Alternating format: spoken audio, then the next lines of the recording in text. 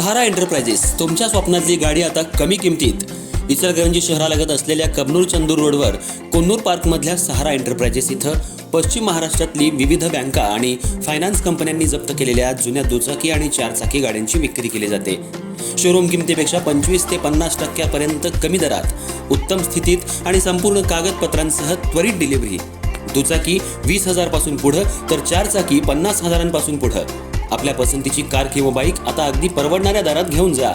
विश्वास, पारदर्शक व्यवहार आणि उत्तम सेवा हेच आमचं वैशिष्ट्य. पत्ता Konnur park, Kabnur Chandur road, Ichalkaranji. Proprietor Rajubhai Ajgar. संपर्क 8055810910 आणि 9860785786. सहारा एंटरप्राइजेस, दर्जा, विश्वास आणि बचत यांचं परिपूर्ण ठिकाण.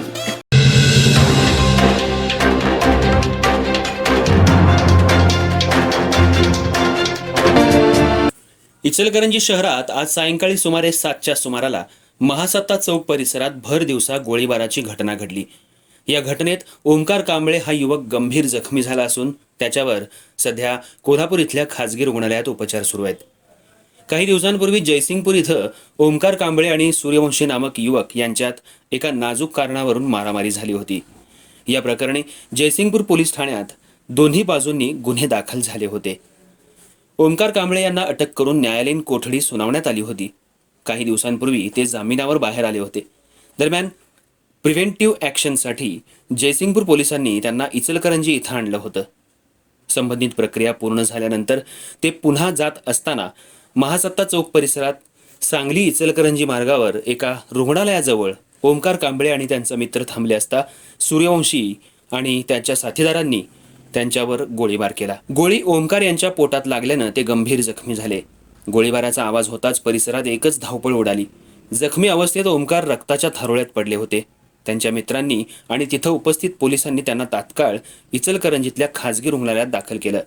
प्रकृती चिंताजनक असल्यानं पुढील उपचारासाठी त्यांना कोल्हापूर इथं हलवण्यात आलं. घटनेची माहिती मिळताच DYSP विक्रमसिंह गायकवाड आणि पोलीस निरीक्षक महेश चव्हाण यांनी रुग्णालयात भेट देऊन माहिती घेतली. पोलिसांनी घटनास्थळी जाऊन पंचनामा केला असून फॉरेन्सिक पथकाच्या मदतीनं पुरावे संकलित करण्याचं काम रात्री उशिरापर्यंत सुरू होतं. झालेल्या या गोळीबारामुळे इचलकरंजी शहरात खळबळ उडाली असून विविध चर्चांना उधाण आले. ही घटना पूर्वीच्या वादातून घडल्याची प्राथमिक माहिती असून पुढील तपास सुरू आहे. या घटनेमुळे इचलकरंजी शहर परिसरात एकच खळबळ माजली होती. शहरात भर दिवसा गोळीबार झाल्यामुळे शहरामध्ये उलटसुलट चर्चांना उधाण आलं होतं. हा गोळीबार राजकीय घटनेतून झालाय की काय अशी जोरदार चर्चा सुरू होती.